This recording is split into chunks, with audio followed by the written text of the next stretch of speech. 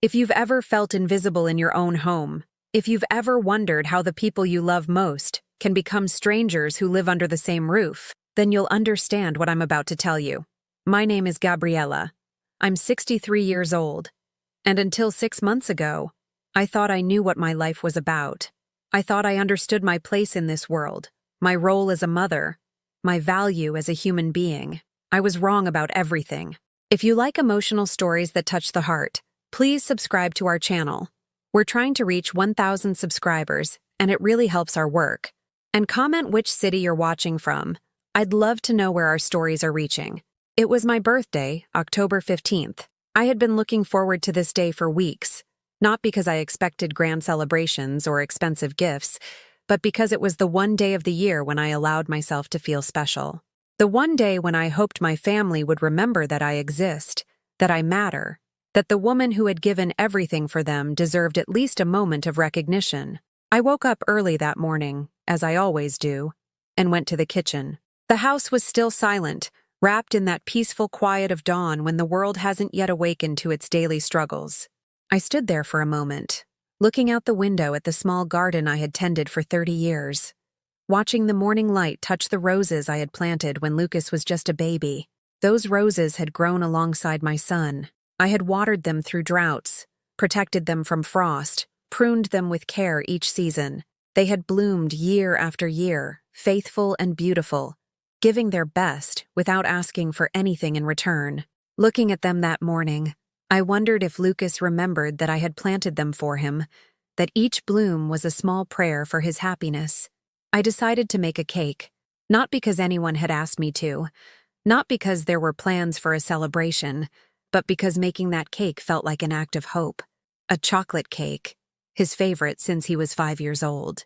I remembered how his eyes used to light up when he saw me mixing the batter, how he would stand on a little stool beside me, wanting to help, getting flour on his nose and chocolate on his fingers. I spent 3 hours on that cake, 3 hours mixing, baking, decorating. I used the good chocolate, the expensive kind I usually save for special occasions.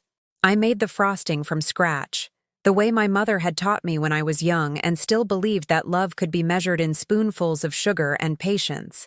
As I worked, I imagined Lucas walking into the kitchen, seeing the cake, maybe even smiling, maybe saying "Thank you, Mom," or "Happy birthday," or even just acknowledging that I had done something nice. It wasn't too much to ask for, was it? A simple recognition that his mother existed, that she had feelings, that she deserved basic human courtesy on her birthday. The cake turned out beautiful, perfect even. The chocolate frosting was smooth and rich, decorated with small sugar flowers that I had learned to make years ago when I still attended baking classes with my friend Maria. Maria moved away 5 years ago, and I never found another friend quite like her. Sometimes I wonder if Lucas would treat me better if I had more people in my life, if he would remember that I'm not just his mother, but a person with feelings and dreams, and a heart that can break. I placed the cake on our dining room table, the table where we used to eat Sunday dinners as a family, where Lucas used to do his homework while I helped him with math problems and spelling words. The table where his father and I used to discuss our plans, our hopes, our concerns about raising a good son in a complicated world. That table has been mostly silent for the past 2 years. Lucas rarely eats with us anymore. He takes his meals to his room, says he's busy with work, with friends, with life. His father has grown distant too. Tired, he says, of the tension that fills our house like a heavy fog that never lifts. I waited all morning for someone to notice the cake, to ask about the sweet smell coming from the kitchen, to wonder why I had been humming while I cooked. But the house remained wrapped in its usual indifference, as if my small act of love was invisible, unworthy of attention. Lucas came downstairs around noon, his hair messy from sleep, his eyes already fixed on his phone screen. He walked past the dining room without even glancing at the cake, past me standing in the doorway with flour still on my apron and hope still in my heart. He went straight to the refrigerator, grabbed a soda, and turned to leave. "Lucas," I said softly, my voice barely above a whisper, "it's my birthday." He stopped, but he didn't turn around. For a moment, I thought he might have forgotten, that he would apologize. maybe even look at the cake I had made with such care. But when he finally turned to face me, his expression was cold, irritated, as if I had interrupted something important. "So?" he said. Just one word, but it hit me like a slap. "So?" As if my birthday was an inconvenience, as if the day I was born into this world to eventually become his mother was meaningless. I pointed toward the dining room with a trembling hand. "I made a cake," I said, my voice breaking slightly. "Your favorite. Chocolate, with the frosting you used to love when you were little." He looked at the cake then, really looked at it, and for a moment I saw something flicker in his eyes. Not fondness, not gratitude, but something darker, something that made my stomach clench with sudden fear. Without saying a word, he walked over to the table. I followed him, my heart pounding, still hoping that maybe he would say something kind, that maybe this moment could become a memory we would both treasure. Instead, he picked up the cake with both hands and threw it on the floor. The sound it made when it hit the tiles will stay with me forever. A wet, crushing sound, like something precious being destroyed beyond repair. Chocolate and frosting splattered across the white tiles I had mopped that morning, sugar flowers scattered like broken dreams. But it wasn't the sound of the cake hitting the floor that broke my heart. It was what he said next, his voice calm and cold, as if he was commenting on the weather. "Eat it off the ground." Those 5 words changed something inside me forever. Not just the cruelty of them, but the casual way he delivered them, as if I was nothing more than an annoying dog that needed to be put in its place. I stood there, staring at the mess on my kitchen floor, at the cake I had made with love and hope, now reduced to garbage. And I realized that this was how my son saw me, not as the woman who had carried him for 9 months, who had held him through countless sleepless nights, who had sacrificed her own dreams to ensure he had everything he needed. To him, I was someone who deserved to eat cake off the floor like an animal. I didn't cry. I didn't scream. I didn't even speak. I just stood there, looking at the destruction of my small birthday hope, and felt something inside me change forever. That night, as I cleaned chocolate frosting from between the kitchen tiles, I made a decision. I didn't know what that decision was yet, but I knew that the woman who had accepted such treatment, who had stood silent while her son destroyed her dignity, was not the woman I wanted to be anymore. The silence that followed would teach me more about myself than all the words I had spoken in 63 years. The days that followed my birthday became a study in how silence can be louder than screaming. Lucas didn't apologize. He didn't acknowledge what had happened. He moved through our house like I was invisible, like the woman who had given birth to him, raised him, loved him unconditionally for 28 years, had simply ceased to exist. But worse than his indifference was discovering that this cruelty wasn't born in a vacuum. It had roots, deep ones, that I had been too blind or too hopeful to see. My husband David started coming home later from work. Not dramatically late, not in a way that would prompt questions or confrontations, but late enough that dinner grew cold on the table, late enough that I found myself eating alone most nights, staring at the empty chairs where my family used to sit. When he did come home, he would nod at me politely, the way you might nod at a distant neighbor whose name you've forgotten. There was no warmth, no connection, no acknowledgement of the 35 years we had shared together. He would ask about practical things. Had the bills been paid? Was there milk in the refrigerator? Did the plumber come to fix the leak? But never about me, never about how I was feeling, never about the fact that his son had humiliated me in my own kitchen. I began to realize that David knew what had happened. The way he avoided my eyes when Lucas was in the room, the way he quickly changed the subject whenever I tried to talk about our son's behavior, the way he found urgent tasks to do whenever tension filled the air, it all pointed to a man who was choosing not to see, choosing not to defend his wife because it was easier than confronting his son. The realization hit me like a physical blow. It wasn't just that Lucas had lost respect for me. It was that David had allowed it to happen, maybe even encouraged it through his silence. I was being erased from my own family, not through some dramatic confrontation, but through the slow, deliberate withdrawal of love and recognition. Our neighbors, the Hendersons, invited us to their annual Halloween party. It was something we had attended together for 15 years. a tradition that used to fill me with excitement. I would spend weeks planning our costumes, coordinating outfits for the whole family, taking pride in being part of a couple that still enjoyed each other's company after decades of marriage. This year, when I mentioned the invitation to David, he barely looked up from his newspaper. "You go," he said, as if I had suggested attending alone was a reasonable option. "I'm tired these days, and Lucas won't want to come anyway."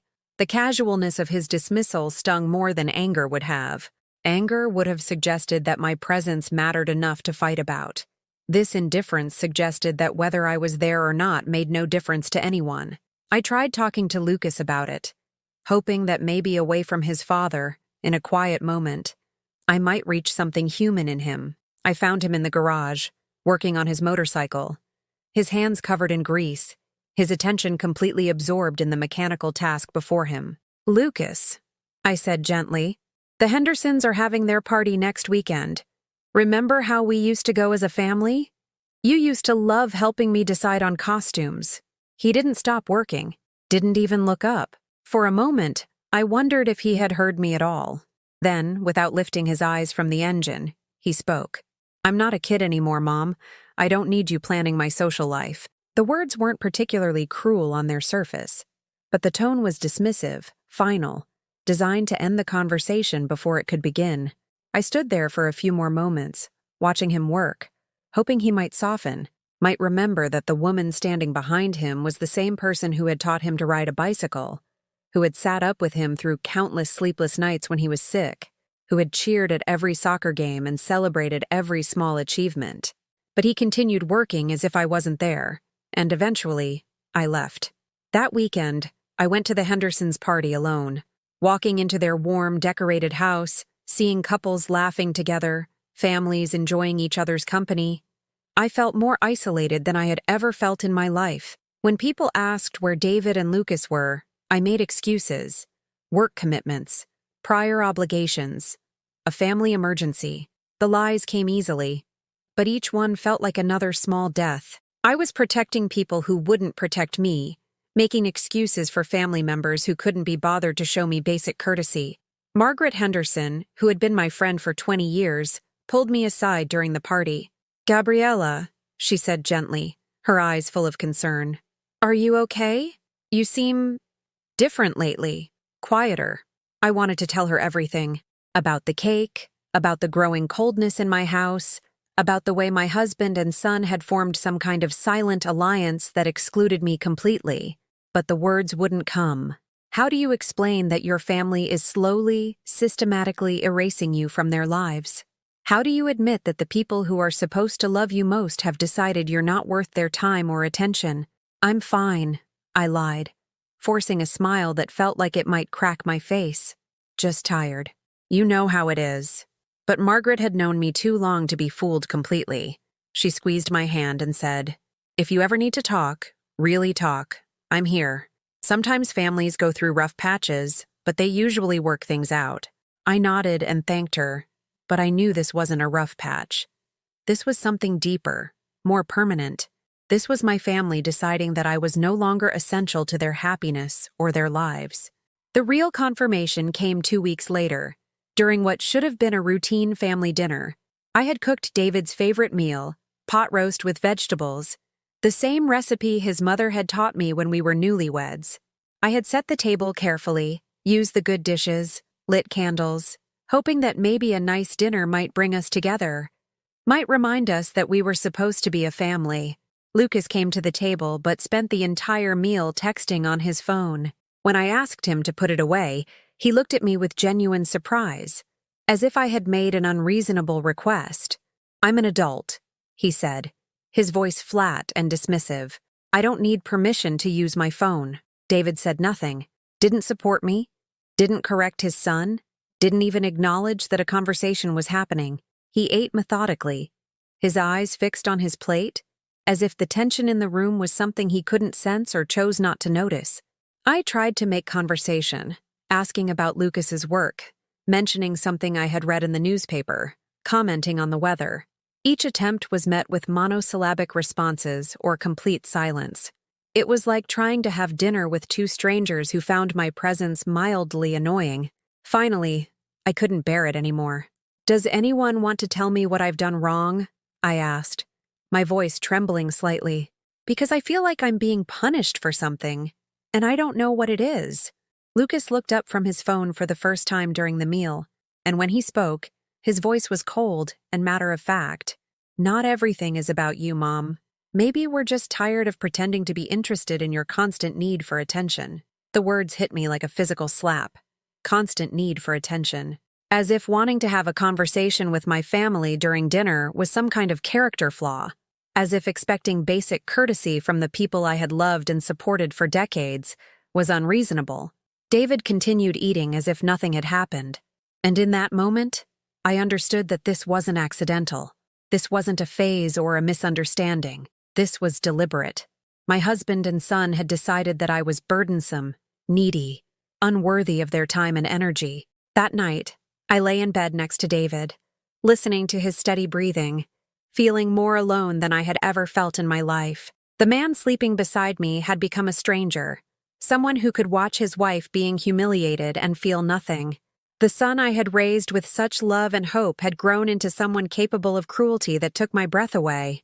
I stared at the ceiling and wondered how long this had been building. How many small slights had I ignored? How many signs had I missed? How many times had I made excuses for behavior that should have been unacceptable? And for the first time, I began to wonder if there was something I could do about it. If there was a way to reclaim my dignity, my place in this family, my right to be treated like a human being worthy of love and respect. The thought was small and fragile, like a seed that might not survive the winter. But it was there, growing in the darkness. Fed by anger and watered by tears, I was finally allowing myself to shed. The weeks that followed taught me that hope can be more painful than despair. Because despair, at least, is honest about what it is. Hope tricks you into believing that maybe, just maybe, if you try hard enough, if you love deeply enough, if you sacrifice just a little bit more, you can fix what's broken. I became a woman obsessed with small gestures, convinced that the right action, the perfect moment, the ideal approach might crack through the wall of indifference that had grown around my family. I started waking up even earlier, preparing elaborate breakfasts that no one had asked for. Pancakes shaped like hearts, fresh orange juice squeezed by hand, coffee made exactly the way David liked it, with just a touch of cinnamon. Lucas would grab a protein bar on his way out the door, not even glancing at the table I had set with our wedding china. David would pour coffee into a travel mug, kiss my cheek with the mechanical affection of a man going through motions he no longer felt, and leave for work without tasting a single bite of the meal I had prepared. I found myself standing in the kitchen, surrounded by food that would go to waste, wondering when I had become so invisible that my efforts literally couldn't be seen by the people who mattered most to me. But I kept trying. I bought Lucas's favorite cookies, the expensive ones from the bakery downtown that he used to beg for when he was 12. I left them on the counter with a little note. "Thought you might enjoy these. Love, Mom." The cookies disappeared, but the note remained untouched, eventually thrown away with the weekly trash as if my words had no more value than expired coupons or old newspapers. I tried joining conversations, inserting myself into discussions between David and Lucas about sports, about politics, about anything that might make me feel like part of the family again. But my contributions were met with polite silence, the kind of pause you give to someone who has said something embarrassing at a dinner party. They would wait for me to finish speaking, then continue their conversation as if I hadn't spoken at all. The silence was surgical in its precision. They didn't tell me to shut up or leave the room. They didn't argue with my opinions or dismiss my thoughts outright. They simply acted as if my voice had no substance, as if my words evaporated the moment they left my mouth. I started documenting these moments in my mind, collecting them like evidence of a crime I couldn't quite name. The way Lucas would ask David to pass the salt even when I was sitting closer to it. The way David would discuss weekend plans with Lucas, making decisions about family time without including me in the conversation. The way they would share inside jokes, references to conversations they had when I wasn't around, creating a private language that excluded me completely. One evening, I overheard them talking in the living room about Thanksgiving plans. Thanksgiving was 6 weeks away, and apparently, they had been discussing it for days without including me. "We could drive up to see your sister," Lucas was saying. "It might be nice to get away for a few days." "Good idea," David replied. "I'll call Karen and see if she can accommodate us." Us. They were planning to spend Thanksgiving with David's sister, a woman who had never particularly liked me, and they were discussing it as if I wouldn't be coming along, as if my presence at family gatherings was optional, something to be decided by others rather than assumed. I walked into the room, my heart pounding with the effort it took to speak up. "That sounds nice," I said, trying to keep my voice light and casual. "I haven't seen Karen in almost 2 years. It will be good to catch up."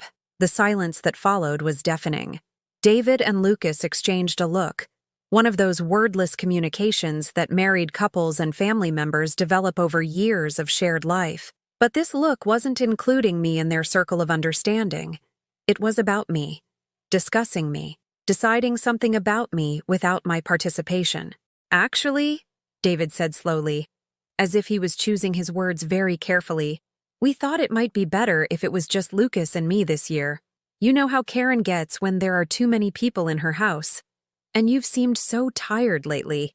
Maybe you'd prefer to have a quiet weekend at home."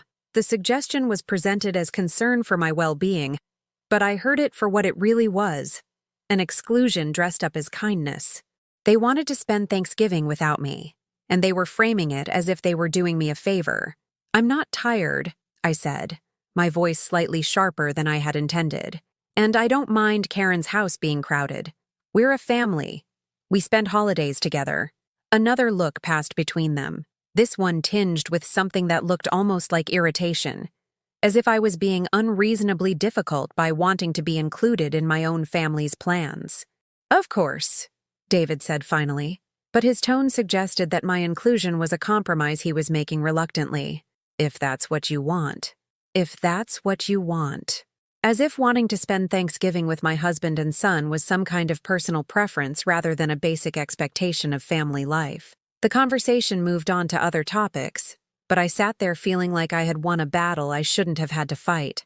And I began to understand that this was my new reality, having to argue for my place in my own family, having to justify my right to be included in decisions that affected my life. The humiliation deepened when we went to the grocery store together the following Saturday. It was something we used to do as a family, a mundane chore that had somehow become a small tradition. David would push the cart, Lucas would complain about having to come along, and I would navigate us through the aisles, making decisions about meals, comparing prices, occasionally indulging in small treats that would make our week a little brighter. But this trip felt different from the moment we walked through the automatic doors. David and Lucas walked ahead of me, deep in conversation about something I couldn't quite hear.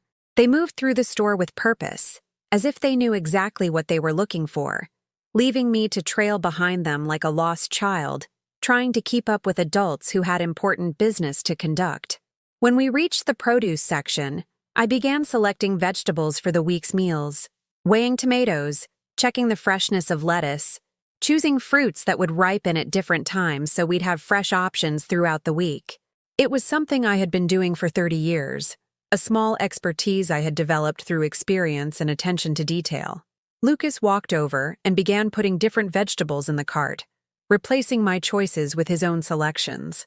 When I tried to explain that the tomatoes he was choosing weren't quite ripe enough, that they would be better in a few days, he looked at me with barely concealed impatience. "They're fine, Mom," he said, as if I was being unnecessarily picky about something that didn't matter. "You always overthink everything. You always overthink everything." The casual cruelty of the comment took my breath away.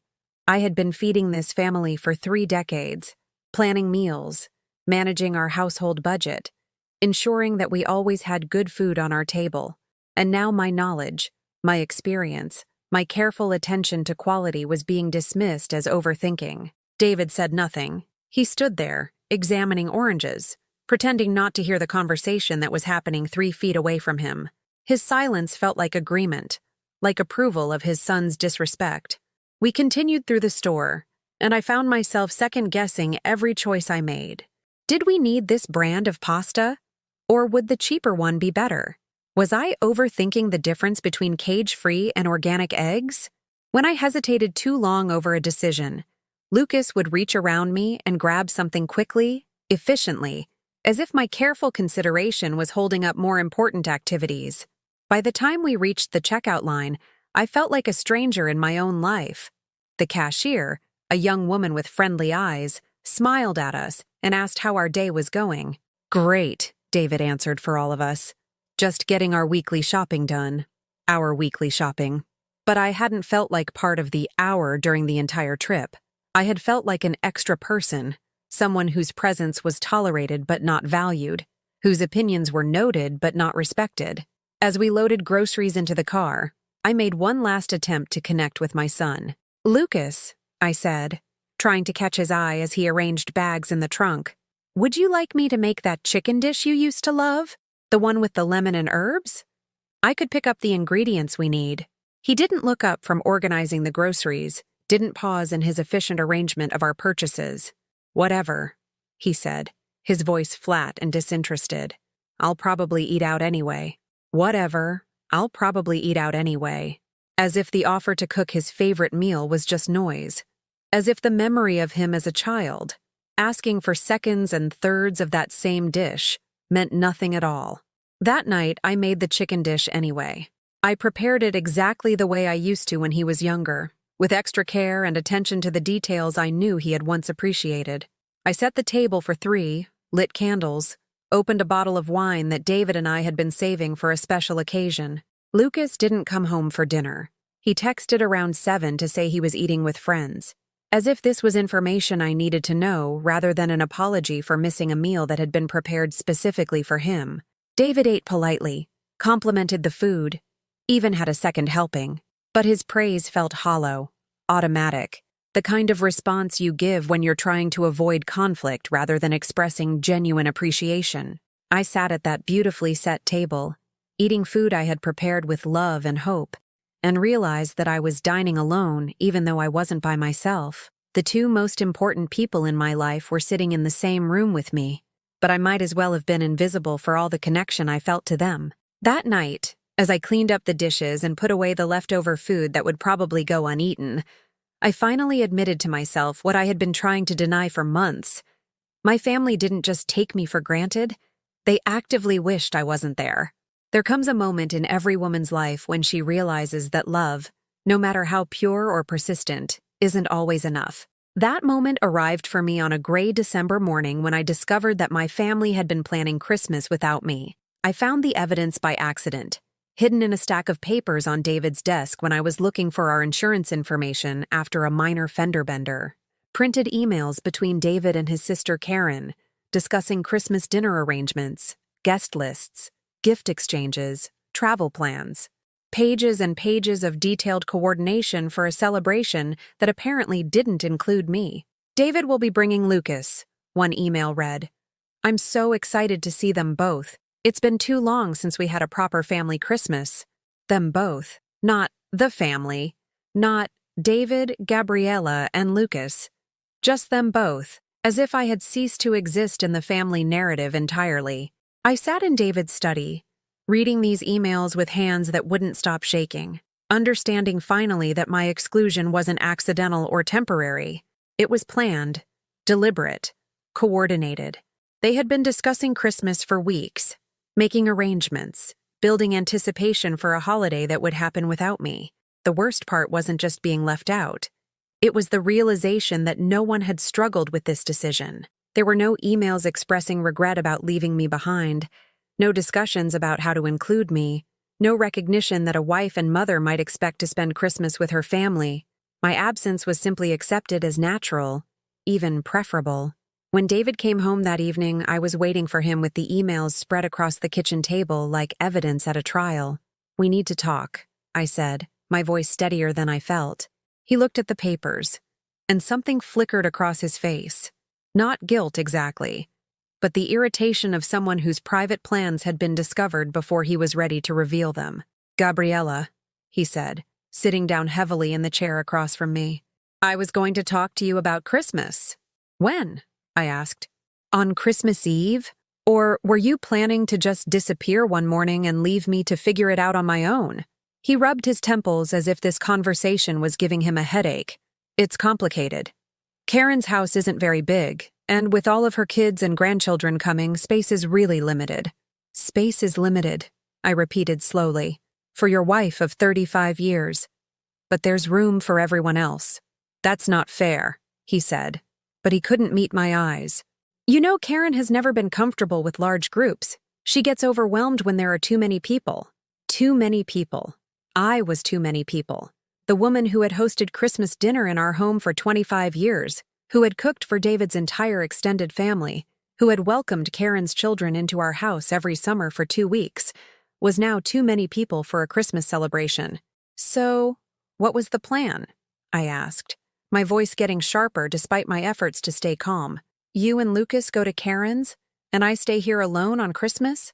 We thought maybe you'd enjoy having some quiet time, David said, and the words were so absurd, so disconnected from any understanding of who I was or what I might want, that I almost laughed. Quiet time, I said, on Christmas, alone.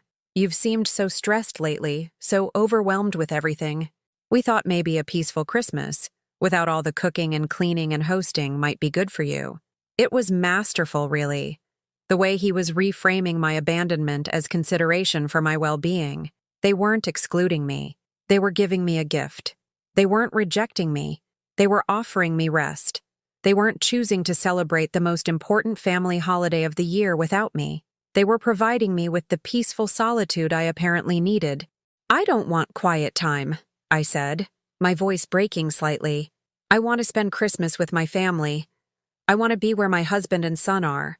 I want to be included in the plans and the preparations and the celebration. I want to matter enough to be considered when decisions are made about our family's life. David was quiet for a long moment, and I could see him weighing his options, deciding how much truth he was willing to reveal. Karen specifically asked that it be just Lucas and me this year, he said finally. She said she thought it would be easier, more relaxed, if it was a smaller group. Karen specifically asked. My sister-in-law, who had never liked me, who had always treated me like an unfortunate addition to her brother's life, had specifically requested that I be excluded from Christmas.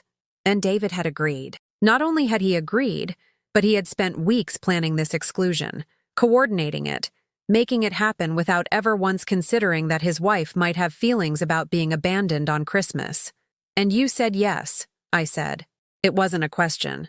I said I'd think about it. And then you planned the whole thing. Flights, gifts, schedule. You planned Christmas without me. He couldn't deny it because the evidence was sitting right there between us, printed in black and white, impossible to explain away or minimize. That night, I lay in bed listening to David's breathing and felt something die inside me. Not all at once, not dramatically, but slowly, like a flower closing its petals as winter approaches. It was the death of the woman who believed that being a good wife and mother would be enough, that love and loyalty and sacrifice would eventually be recognized and valued. I had given this family everything I had. I had put David through school by working 2 jobs and living on cheap meals and secondhand clothes. I had raised Lucas with endless patience and devotion, attending every school event, cheering at every game, helping with every project. I had managed our household for 35 years, creating a home that was warm and welcoming and stable, and in return, they had decided I was dispensable. Extra. Someone whose presence made gatherings less enjoyable rather than more meaningful. The next morning, I did something I had never done in all my years of marriage. I stayed in bed. Not because I was sick, not because I had plans to sleep late, but because I couldn't find a reason to get up. I couldn't find the energy to make breakfast for people who wouldn't appreciate it, to clean house for people who didn't notice my efforts, to plan meals for people who would rather eat elsewhere. David got ready for work around me, moving through our bedroom with the efficiency of someone who was used to functioning independently. He didn't ask if I was feeling well. He didn't comment on my unusual behavior. He simply adapted to my absence as easily as he had apparently adapted to the idea of spending Christmas without me. When Lucas came looking for coffee and found none made, he didn't come upstairs to check on me. He just left for work without his usual caffeine fix, probably stopping at a coffee shop on his way to the office where he worked in some business I had never fully understood because he had stopped talking to me about his life years ago. I spent that entire day in bed, staring at the ceiling, thinking about all the mornings I had gotten up before dawn to make sure my family started their day with a good breakfast, a clean kitchen, a sense that someone cared about their well-being. Thousands of mornings over 35 years, and no one had ever asked me if I wanted to sleep late, if I was tired, if I needed rest. But the one day I didn't get up, the one day I couldn't find the strength to perform my role as the family caretaker, no one noticed. The house functioned fine without me. My husband and son adapted to my absence without difficulty or concern. The message was clear. I wasn't essential. I was just convenient. That afternoon, my neighbor Margaret knocked on the front door. When no one answered, she called my cell phone. "Gabriella, honey, are you all right? I saw David and Lucas leave this morning, but I haven't seen you all day. Your car is in the driveway, but the house looks empty." Margaret's concern was the first genuine care anyone had shown me in months, and it almost broke me completely. Here was someone who noticed my absence, who cared enough to check on me, who treated my well-being as something that mattered. "I'm fine," I told her, though we both knew it was a lie. "Just having a quiet day." Would you like some company? I could bring over some of that soup you like, the one from the deli downtown." I wanted to say yes. I wanted to let her come over and sit with me, and maybe, finally, tell someone about the slow destruction of my family, about the way I was disappearing from my own life. But I couldn't find the words, couldn't figure out how to explain that the people who were supposed to love me most had decided I was unnecessary. "That's so sweet of you," I said instead. "But I'm really fine, just tired." After I hung up, I cried for the first time since my birthday cake hit the kitchen floor. Not angry tears or frustrated tears, but the deep, grieving tears of someone mourning a death. The death of the woman I used to be, the woman who believed that love was enough, that family meant something, that being a good wife and mother would earn her a place of respect and value in her own home. When David came home that evening, he found me in the kitchen, making dinner as if nothing had happened. But something had happened. Something fundamental had shifted in the hours I spent staring at the ceiling, accepting the truth I had been avoiding for months. I was done fighting for scraps of affection from people who had already decided I wasn't worth their full attention. I was done begging for inclusion in a family that saw me as burdensome. I was done pretending that this was normal, that this was acceptable, that this was what I deserved after a lifetime of giving everything I had to the people I loved. But I still had something they had forgotten about, something they hadn't considered in all their careful planning and casual cruelty. I still had myself. And maybe, just maybe, that would be enough. The change didn't happen all at once. It began the way dawn breaks in winter, so gradually that you don't notice it until suddenly there's light where there used to be darkness. I stopped making elaborate breakfasts. Not dramatically, not as a statement, but simply because I realized that the effort I was putting into meals no one appreciated could be redirected elsewhere. Instead of spending an hour each morning preparing food that would be ignored, I made coffee for myself and sat by the kitchen window, watching the birds at the feeder I had hung there 15 years ago. It was amazing what you could see when you weren't busy trying to please people who had already decided you weren't worth pleasing. David noticed the change within a week. Not because he missed my cooking, he had never really acknowledged it anyway, but because the routine that had structured his mornings for 35 years was suddenly different. "No breakfast today?" he asked on Thursday morning, standing in the kitchen doorway with his tie half knotted, looking around as if breakfast might materialize if he waited long enough. "There's cereal in the pantry," I said without looking up from my coffee. "Bread for toast. Eggs in the refrigerator if you want to cook them." He stood there for a moment longer, waiting for me to offer to make something for him, to resume my role as the woman who anticipated his needs and met them without being asked. When I didn't move from my chair by the window, he made himself toast and left for work without saying goodbye. It was a small victory, but it felt enormous. For the first time in decades, I had put my own needs, my need for quiet morning time, my need to watch the birds, my need to think without distraction, ahead of someone else's convenience. Lucas's reaction was more direct. When he came downstairs expecting his usual breakfast and found only me sitting calmly with my coffee, he opened the refrigerator and stared inside as if the milk and eggs might somehow transform themselves into a prepared meal. "What's for breakfast?" he asked, finally turning to look at me.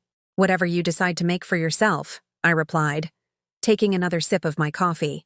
He stared at me for a moment, clearly trying to decide if this was some kind of test or punishment. When I offered no explanation, no apology, no suggestion for how he might solve his breakfast problem, he grabbed a protein bar and left the house with more force than necessary, letting the door slam behind him.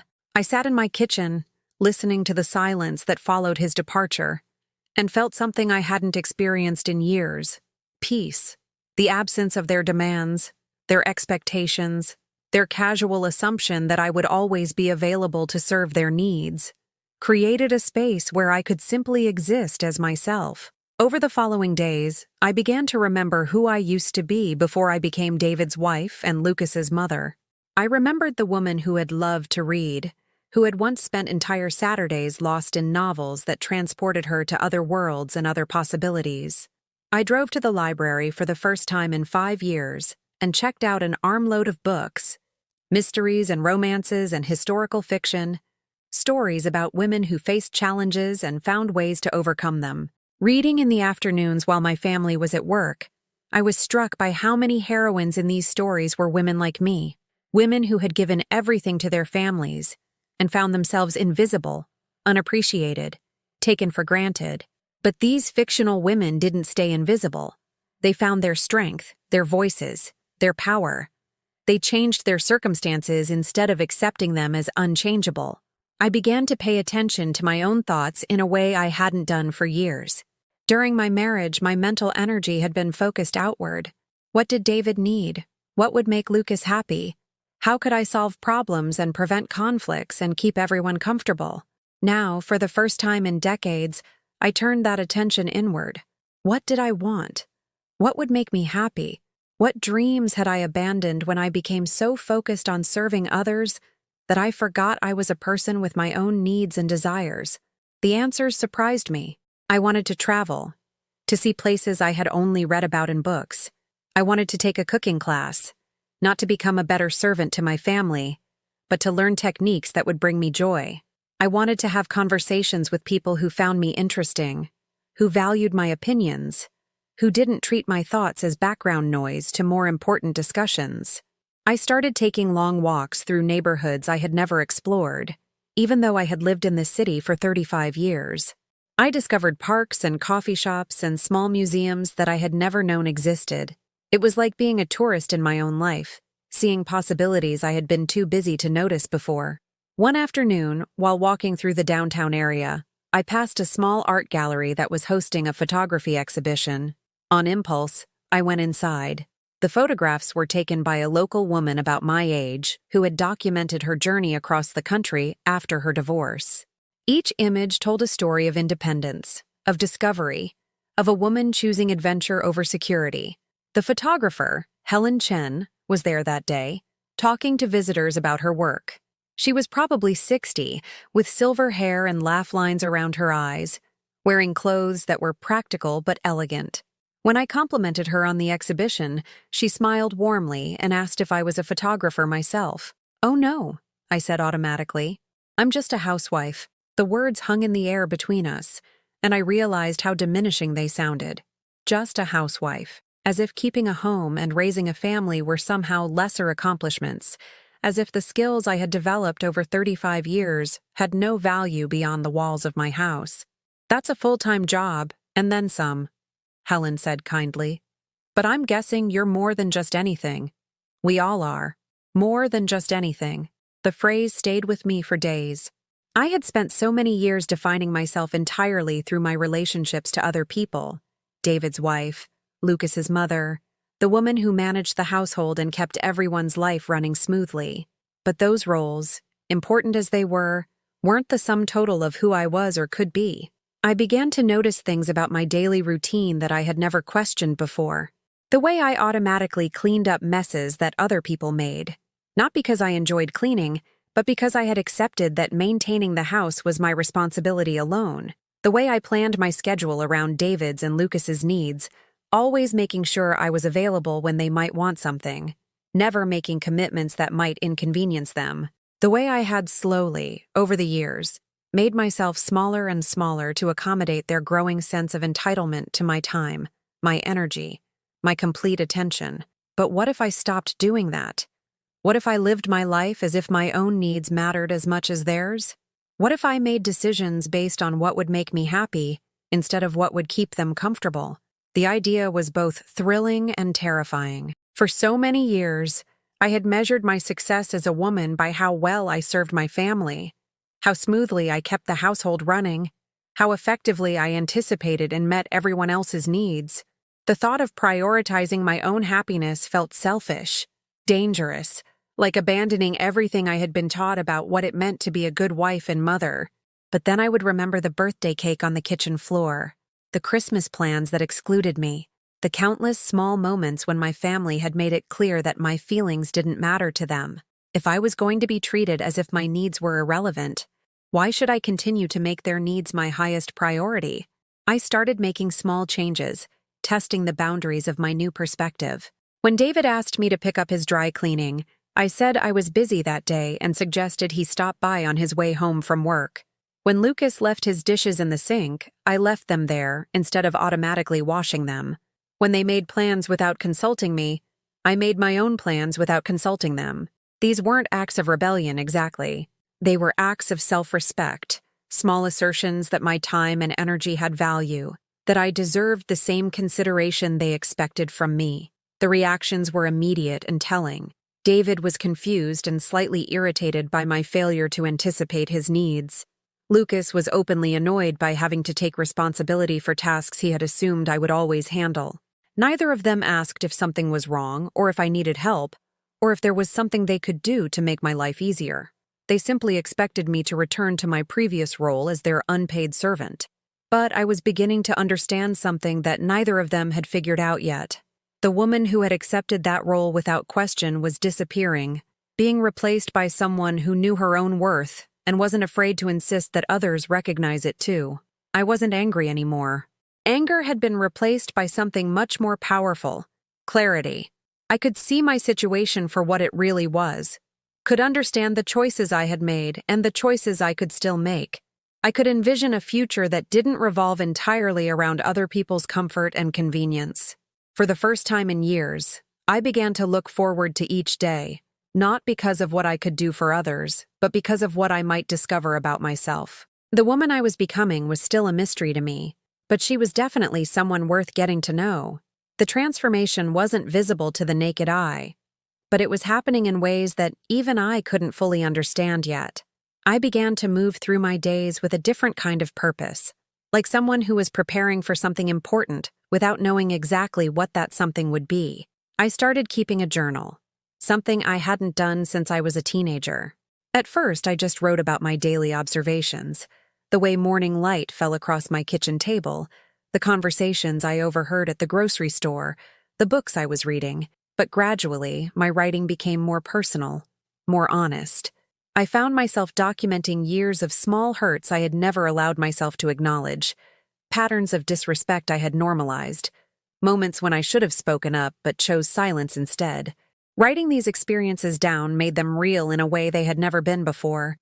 When painful memories lived only in my mind, I could minimize them, make excuses for them, convince myself they weren't as bad as they seemed. But seeing them on paper, in my own handwriting, made denial impossible. Today, Lucas walked past me in the kitchen like I was furniture, I wrote one evening.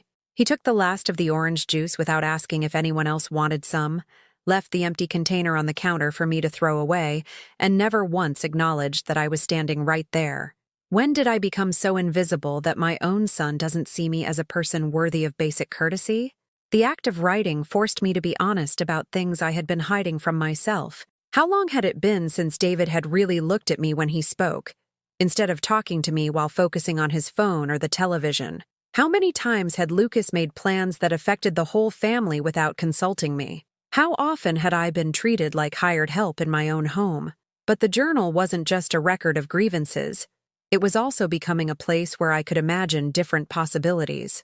I wrote about the woman I wanted to become, the life I wanted to live, the changes I wanted to make. Some days I even wrote letters to my family that I would never send, letters that said everything I had been too afraid or too polite to say out loud. "Dear Lucas," one entry began, "you seem to think that being an adult means you don't have to treat your mother with respect. But being an adult actually means taking responsibility for your behavior and recognizing that other people have feelings that matter as much as yours do. The woman who raised you, who sacrificed for you, who loved you unconditionally, deserves better than the contempt you show her every day." Writing those words felt like lifting a weight I hadn't realized I was carrying. Even if I never spoke them aloud, acknowledging the truth of how I felt was its own form of liberation. I also began to organize things around the house in a way I had never done before. Not cleaning or rearranging, but going through papers and documents, gathering information that I realized I should have been keeping track of all along. Our financial records, insurance policies, property deeds, investment accounts. I discovered that I knew embarrassingly little about our family's actual economic situation. David had always handled the finances, and I had been content to let him, trusting that he was managing everything responsibly. But as I went through filing cabinets and desk drawers, I began to understand how much I had allowed myself to be excluded from decisions that affected my life as much as his. I found documents I had never seen before, accounts I didn't know existed, investments made without my knowledge or input. Not because David was hiding anything illegal or deceptive, but because somewhere along the way, we had both accepted the idea that money management was his domain, and I didn't need to understand or participate in those decisions.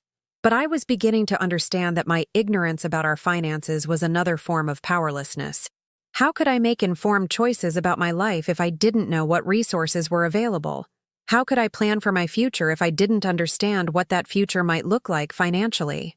I made copies of important documents, organized them in a folder that I kept in my bedroom, began to educate myself about concepts and terms that David had always explained to me in simplified language, as if the details were too complicated for me to understand.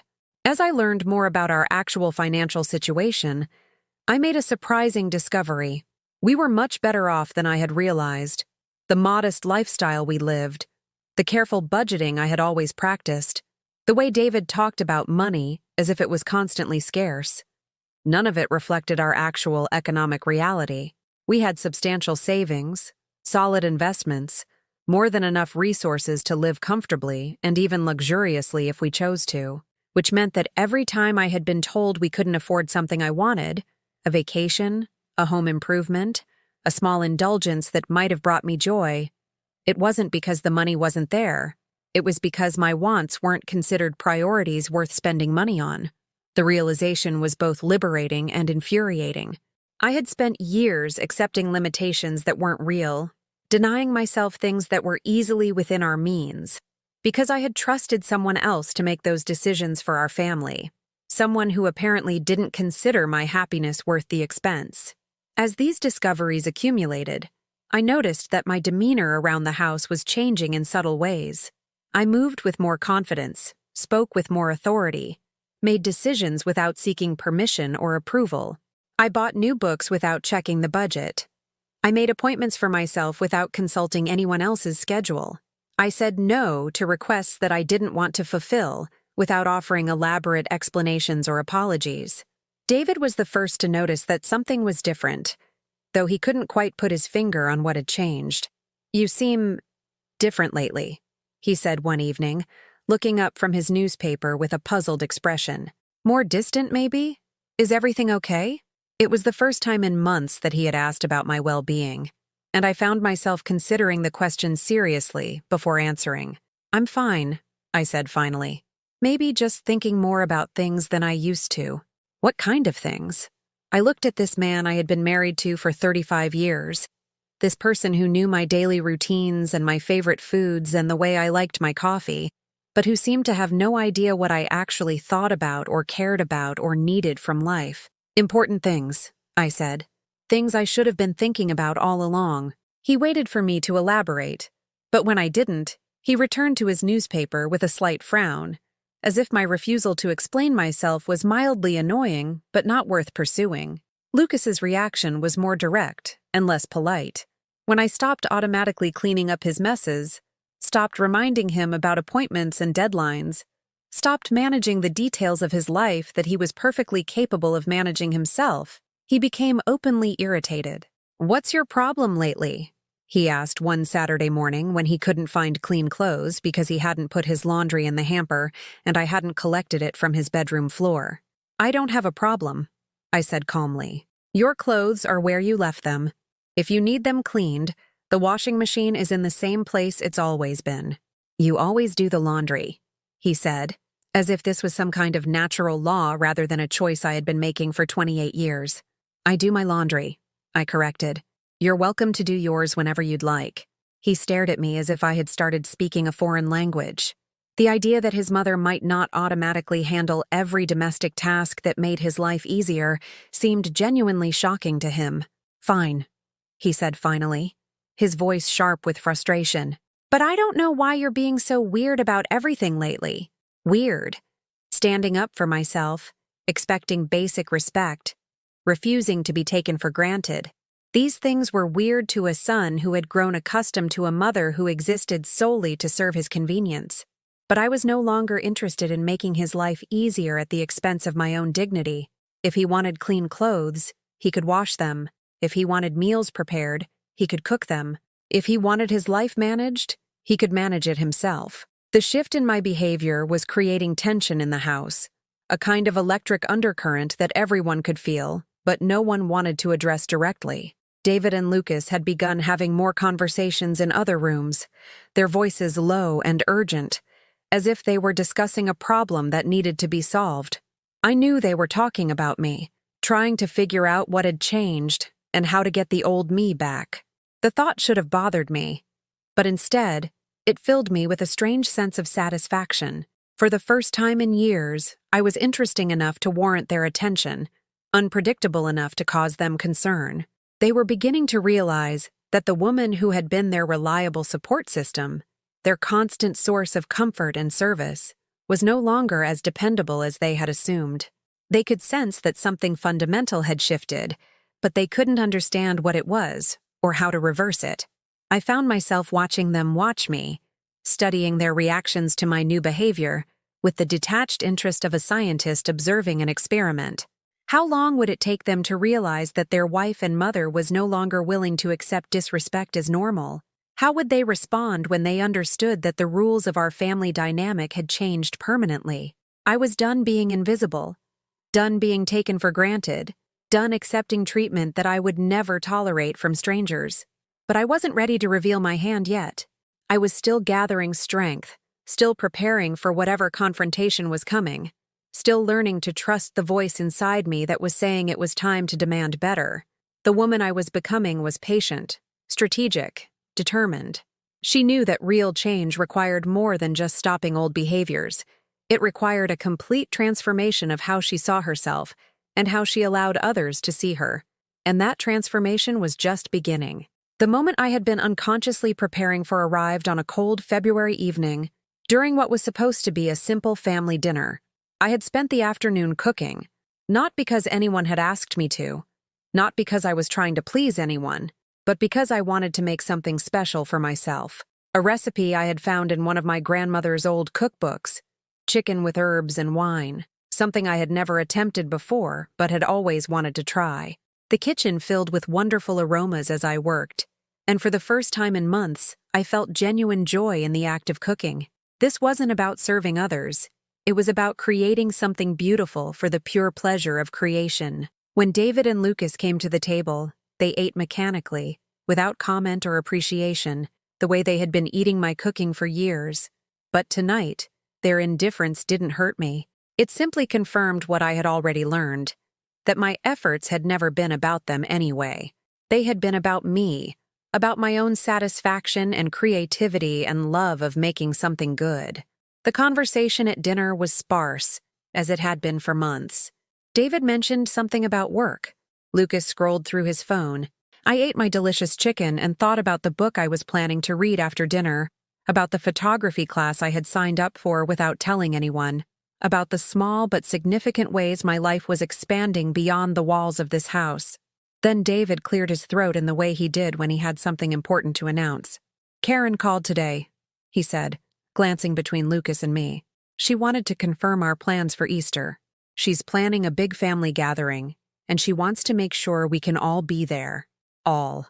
The word hung in the air, and I could feel both men watching me, waiting to see how I would react. This was a test, I realized. After the Christmas disaster, they were being more careful about their exclusions, making sure to include me in the conversation, even if they had no intention of including me in the actual plans. "That sounds nice," I said calmly, continuing to eat my dinner. "I hope you both have a wonderful time." The silence that followed was electric. David set down his fork and stared at me. "What do you mean, you both?" he asked. "Karen is expecting all of us, the whole family." I looked up from my plate, meeting his eyes directly for the first time in weeks. "I won't be going," I said simply. "What do you mean you won't be going?" Lucas interjected, his voice sharp with surprise. "It's Easter. We always spend holidays with family."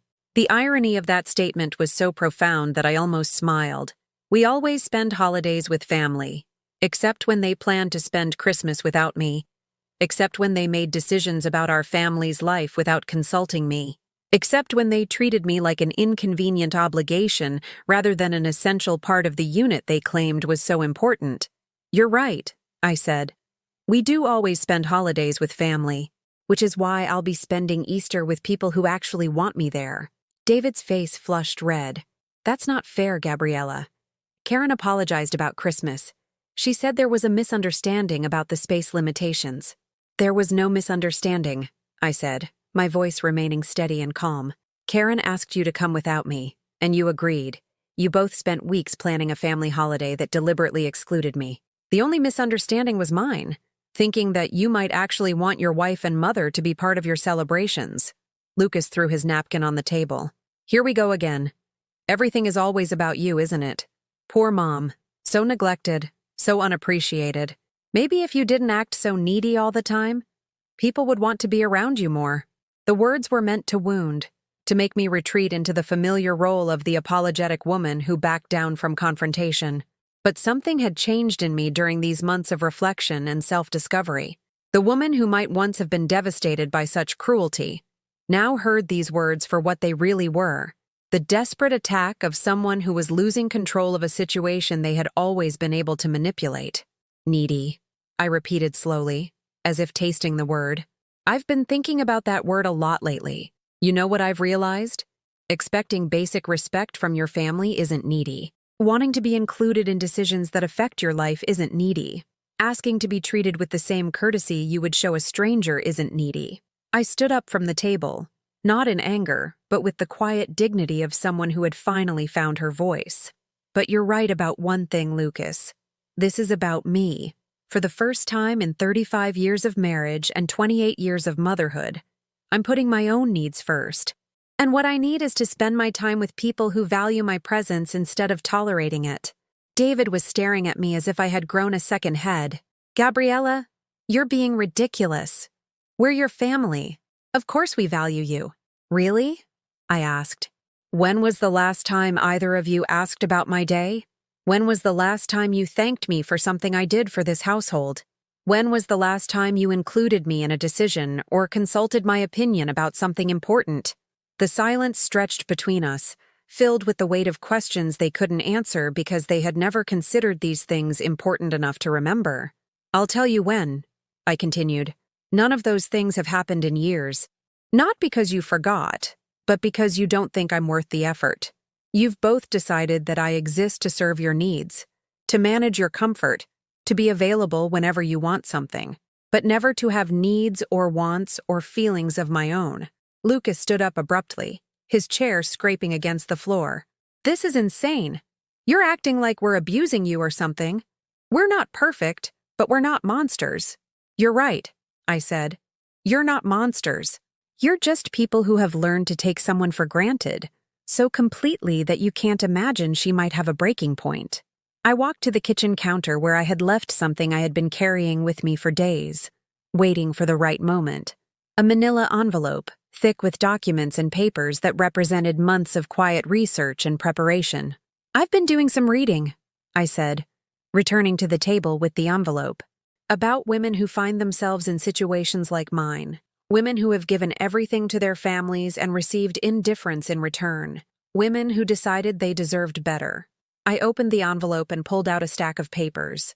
Financial statements, property records, account information, legal documents I had spent weeks gathering and organizing.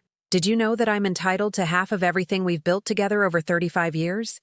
I asked David conversationally. "Half of the house, half of the investments, half of the retirement accounts you never told me about. Did you know that a woman who has been financially dependent on her husband for decades can claim spousal support? Did you know that I could walk away from this marriage tomorrow and be perfectly fine financially?" David's face had gone pale. "What are you saying?" "I'm saying that I have options you apparently forgot I had. I don't have to stay in a marriage where I'm treated like hired help. I don't have to accept disrespect from a son who seems to think being an adult means he can treat his mother like garbage." I looked at Lucas, who was standing frozen by his chair, finally understanding that this conversation was about more than just Easter plans. "And Lucas, did you know that the house you live in rent-free, the car insurance I pay for, the health insurance that covers you, the food in this kitchen, all of that comes from resources that belong as much to me as to your father? Did you know that I could decide tomorrow that a 28-year-old man should be supporting himself instead of living off his parents?" For the first time in months, I had their complete attention. No phones, no distractions, no casual dismissal of my words. They were finally listening, really listening, because I was finally saying things that mattered to them. "I'm not threatening you," I said gently. "I'm informing you. I'm letting you know that the woman who has been absorbing your disrespect and indifference for years has figured out that she doesn't have to, that she has choices, that she has power." I gathered the papers back into the envelope, my movements calm and deliberate. "I'm going to spend Easter with Margaret Henderson and her family. They invited me weeks ago, and I said yes, because I wanted to be somewhere I would be welcomed and appreciated. You're both free to go to Karen's, to have the kind of family gathering where you don't have to worry about including someone whose feelings might matter." I started to leave the dining room, then turned back for one final observation. "Oh, and Lucas, the cake you threw on the floor on my birthday? I've been thinking about that moment for months. Not because it broke my heart, though it did, but because it taught me something important. It taught me that I had been giving my love to people who didn't value it enough to treat it with care." I paused, looking at both of them. These two men who had shaped my life for so many years, who had loved me in their own inadequate way, who had never quite understood that love without respect is just another form of control. "I'm done throwing my love on the floor for people to step on," I said. "From now on, I'm saving it for people who know what to do with it." The silence I left behind was not empty. It was full of possibility, full of consequences, full of the recognition that everything had changed and could never go back to the way it was before. And for the first time in years, that felt exactly right. The weeks that followed our dinner table confrontation brought changes I had imagined but never quite believed would happen. David and Lucas moved through the house like people walking on broken glass, uncertain about how to interact with this new version of me. A woman who spoke her mind, who had boundaries, who refused to accept disrespect as normal. At first, they tried to wait me out, clearly hoping that my assertiveness was a temporary phase that would pass if they just ignored it long enough. Lucas continued leaving his messes for me to clean, but when I didn't clean them, when I simply stepped around his abandoned dishes and left his laundry where he dropped it, he was forced to confront the reality that his personal servant had permanently resigned from the position. David attempted to return to our old patterns, making casual requests for me to handle tasks he was perfectly capable of managing himself. But when I began responding with, "I'm sure you can figure that out," or "That sounds like something you should take care of," he slowly began to understand that his assumptions about my availability were no longer valid. The most significant change came 3 weeks after our confrontation, when David approached me with something that might have been an apology if he had possessed the emotional vocabulary to construct one properly. "Gabriella," he said, finding me in the garden where I was planting new flowers for spring, "I've been thinking about what you said. About us not appreciating you, not including you in decisions. Maybe we could talk about that. I looked up from the soil I was turning, my hands dirty with the earth where I was creating something beautiful for my own pleasure. What would you like to talk about? He shifted uncomfortably, clearly unused to conversations that required him to examine his own behavior. I suppose I want to understand what you need from us. What would make you feel more valued? It was a start, though a tentative one. For 35 years, David had never asked me what I needed, had never considered that my feelings about our marriage might be important enough to warrant discussion. The fact that he was asking now suggested that my demonstration of independence had accomplished something his decades of compliance had not. It had made him pay attention. I need to be treated like an equal partner in this marriage, I said simply. I need my opinions to matter when decisions are made. I need to be included in conversations about our finances, our future, our family plans. I need basic courtesy and respect in our daily interactions. He nodded as if these were reasonable requests, though his expression suggested he was still processing the idea that I had been lacking these things all along. And I need you to have a serious conversation with your son about how he treats his mother, I continued, because a man who shows contempt for the woman who raised him is not someone I want in my house, regardless of his relationship to me. That conversation with Lucas took longer to arrange, but it finally happened on a Sunday afternoon when he came to me with an unexpected request. "Mom," he said, hovering in the kitchen doorway while I prepared a meal that was exactly what I wanted to eat, made the way I liked it, without consideration for anyone else's preferences. "I need to ask you something." I waited, not making it easier for him by encouraging words or welcoming gestures. If he wanted something from me, he could figure out how to ask for it properly. "I'm having some problems," he said finally. "Financial problems. I was wondering if you and Dad could help me out with a loan." The irony was exquisite. The son who had told me everything wasn't about me, who had thrown my birthday cake on the floor, who had treated me like an inconvenient piece of furniture, was now asking for my help with money that he apparently understood belonged as much to me as to his father. "What kind of problems?" I asked. Not because I was planning to help, but because I was curious about what had brought him to this moment of humility. "Credit card debt, mostly. I've been living beyond my means, and now I'm behind on payments. It's affecting my credit score, and I can't get approved for an apartment lease. I was hoping to borrow enough to pay everything off and start fresh." Living beyond his means. The same young man who had never paid rent, never bought groceries, never contributed to household expenses, had somehow managed to accumulate debt while living rent-free in his parents' house. "How much debt?" I asked. $15,000. I considered this number, thinking about all the times I had been told we couldn't afford things I wanted because money was tight, because we needed to be careful about expenses, because David had to be responsible about our financial future. "That's interesting," I said. "That's about the same amount David told me we couldn't afford to spend on the kitchen renovation I wanted 5 years ago. The same amount he said was too much for the European vacation I suggested for our 30th anniversary. The same amount he claimed would strain our budget too much when I wanted to go back to school." Lucas's face flushed as he began to understand where this conversation was heading. "So let me make sure I understand," I continued.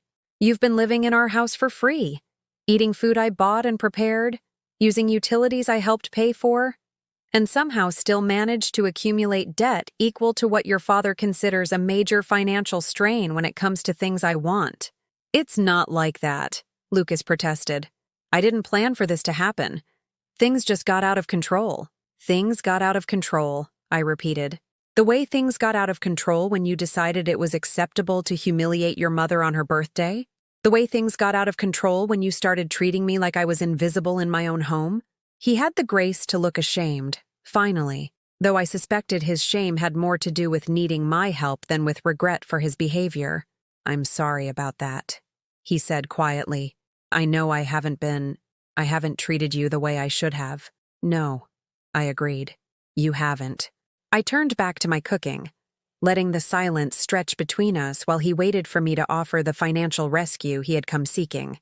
"So will you help me?" he asked finally. I looked at my son, this grown man who had never learned to manage his own life. who had taken my love and support for granted for 28 years, who was now discovering that actions have consequences and that treating people badly affects their willingness to help you when you need them. Lucas, I said gently, for the past year, you have made it very clear that you don't value me, that you don't respect me, that my feelings and needs don't matter to you. You've treated me like someone whose only purpose is to serve your convenience. Now you're asking me to give you $15,000, money that comes from resources I helped build, to solve problems you created while living off my generosity. His face was getting redder, but he didn't interrupt. I want you to think about that for a moment, I continued. Really think about it. What kind of person treats someone badly and then expects that same person to rescue them when they're in trouble? A person who made mistakes and wants to do better, he said, though his voice lacked conviction. Maybe, I said. Or maybe a person who has learned that they can treat people however they want because those people will always forgive them and help them anyway. I turned off the stove and faced him directly. Here's what I'm willing to do, I said. I will help you create a budget and a payment plan to get out of debt using your own income. I will help you find financial counseling resources. I will support your efforts to become a responsible adult who manages his own life. But I will not give you money to clean up messes you made while living in my house and treating me like garbage. The disappointment on his face was immediate and obvious, but underneath it, I could see something else. The beginning of understanding. For the first time in his adult life, his actions were having consequences that affected him directly. However, I added, if you want to work on rebuilding our relationship, if you want to learn how to treat your mother with the respect and kindness she deserves, then we can talk about how I might be willing to help you in the future. Real help, not just money, but the kind of support that comes from people who care about each other. The choice I was offering him was clear. He could continue being the selfish, entitled young man he had become and handle his problems alone, or he could work on becoming someone worthy of the love and support he had always taken for granted. 3 months later, I hosted my first dinner party in years. Not for family, but for the friends I had been neglecting while I focused all my energy on people who didn't appreciate it. Margaret Henderson was there, along with Helen Chen from the photography exhibition and 3 other women I had met in my photography class. Intelligent, accomplished women who valued conversation, who laughed at my stories, who treated me like someone worth knowing. David and Lucas were invited to join us, but as guests, not as the center of attention. They sat at my table, eating food I had prepared because I enjoyed cooking for people who appreciated it, listening to conversations in which I was an equal participant rather than a silent servant. I watched David watching me, seeing me through the eyes of people who found me interesting, funny, intelligent. I saw him recognizing, perhaps for the first time in years, that the woman he had been taking for granted was someone other people valued and enjoyed. Lucas was quieter than usual, still working on his debt repayment plan, still learning to manage his own life, but he said please and thank you when I offered him seconds, and he asked thoughtful questions about my photography, and when he left that evening, he hugged me and said, "Thanks for dinner, Mom. It was really good." Such simple words, but they contained acknowledgement I hadn't heard from him in years. The recognition that I had done something worth appreciating, that I was someone worth thanking. After everyone left, as I cleaned up dishes and put away leftovers, David came into the kitchen and stood beside me at the sink. "That was nice," he said. "Your friends are interesting people." "They are," I agreed. "I'm lucky to know them." "I'm lucky to know you too," he said quietly. I think I forgot that for a while. I looked at this man I had loved for so many years, who was finally learning to see me as someone worth remembering to appreciate. "We both forgot a lot of things," I said, "but it's not too late to remember." The woman who had stood in her kitchen 6 months ago, cleaning birthday cake off the floor while tears ran down her face, would not have believed that this moment was possible. But she had learned something that would change everything, that love without respect is not love at all, and that demanding respect is not selfish. It's essential. I had learned that my happiness was not less important than anyone else's, that my needs mattered as much as the needs of the people I loved, that being a good wife and mother didn't require becoming invisible. Most importantly, I had learned that it's never too late to stand up for yourself, to insist on being treated with dignity, to choose your own worth over other people's comfort. Sometimes, the greatest gift you can give your family is teaching them how to love you properly. And sometimes, the greatest gift you can give yourself is finally learning that you deserve that love.